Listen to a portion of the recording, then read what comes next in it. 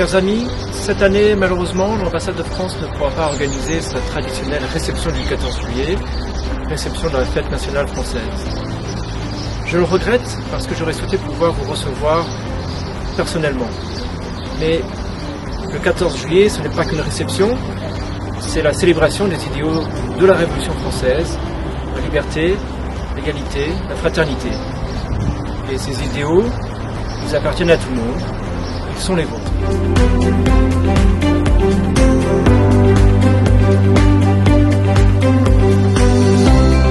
J'aimerais remercier tous ceux qui ont travaillé avec l'ambassade de France au cours de l'année écoulée, avec l'Institut français d'Azerbaïdjan, avec le lycée français, l'université franco-azerbaïdjanaise, la chambre de commerce et d'industrie franco-azerbaïdjanaise.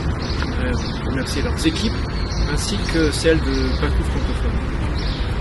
Chers amis, la France est fière de son amitié avec l'Azerbaïdjan et elle souhaite l'approfondir encore.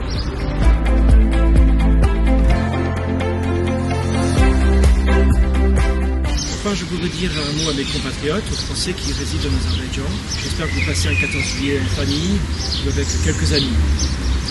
Je vous souhaite bonne santé, prospérité et d'être heureux en Azerbaïdjan. À tous, je souhaite une bonne fête. Vive la République, vive la France.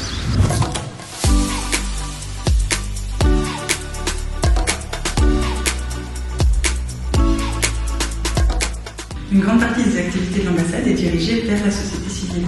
Oui, tout à fait. C'est bien naturel puisque les acteurs de la société civile ont une connaissance fine des réalités de terrain dans leur domaine et leur expertise nous est donc particulièrement précieuse, y compris pour la mise en œuvre de projets.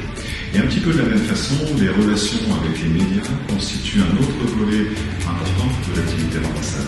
Oui, tout à fait. Les médias sont des interlocuteurs privilégiés de l'ambassade par les informations qu'ils recueillent et l'expertise de leurs spécialistes. Et nous sommes en contact permanent avec les principaux d'entre eux, qu'il s'agisse de journalistes ou de blogueurs.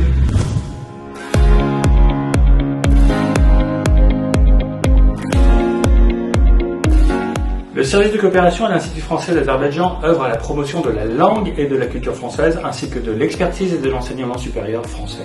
Le français est la troisième langue étrangère enseignée en Azerbaïdjan.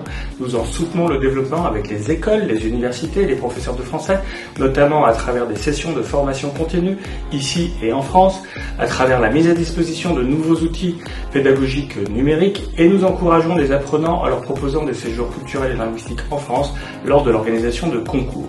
Nous souhaitons également augmenter le nombre d'étudiants azerbaïdjanais en France. Il y en a actuellement environ 200 chaque année, plus les 500 étudiants qui sont actuellement inscrits à l'université franco-azerbaïdjanaise, ici à Bakou. Pour cela, nous œuvrons à mieux faire connaître l'offre universitaire française et notamment les nombreuses formations en anglais disponibles. Nous augmentons également le nombre de bourses disponibles pour les étudiants à travers des partenariats avec des entreprises privées telles que Total. Il y aura cette année environ une trentaine de boursiers. Nous avons continué aussi à partager avec l'Azerbaïdjan notre expérience dans le domaine du renforcement des droits de l'homme. L'égalité entre les femmes et les hommes est un objectif prioritaire pour nos deux pays. Nous étions heureux de participer à l'automne dernier aux côtés des autorités et des ONG azerbaïdjanaises à la campagne de lutte contre les violences faites aux femmes. C'est un sujet qui nous est cher, sur lequel nous poursuivrons notre action à travers de nouvelles activités. L'Institut français sera très heureux de vous retrouver ou de vous accueillir en plein cœur de Bakou. Et nous vous disons donc à très bientôt.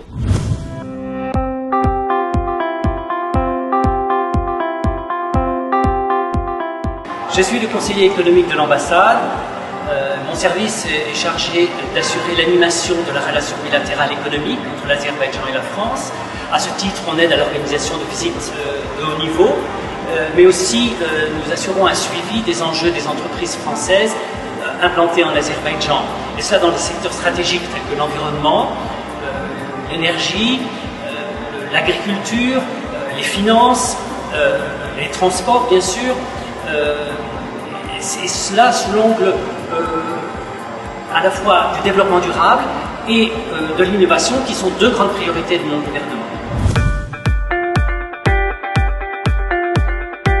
Bonjour, je m'appelle Antoine Simnel et je suis depuis 2016 le consul de l'ambassade de France en Azerbaïdjan. Les activités consulaires françaises couvrent usuellement deux aspects. En premier lieu, l'administration et la protection des Français présents dans le pays, qu'ils soient résidents ou touristes. En Azerbaïdjan, on compte environ 300 Français qui travaillent pour l'essentiel dans une grande société du secteur pétrolier. L'ambassade a la charge pour eux de délivrer les documents d'identité, d'enregistrer les naissances d'enfants français dans le pays, ainsi que les mariages, et d'organiser en Azerbaïdjan les grandes élections nationales françaises. L'ambassade a également pour rôle de délivrer des visas aux ressortissants azerbaïdjanais qui veulent venir visiter notre pays. Ainsi, en 2019, l'ambassade a délivré plus de 16 000 visas, dont 30% avaient une durée de validité entre 1 et 5 ans. Notre objectif est double. En premier lieu, faciliter les voyages d'affaires afin que fleurisse la relation commerciale entre nos deux pays. Et d'autre part, promouvoir la France comme une destination incontournable pour les études supérieures.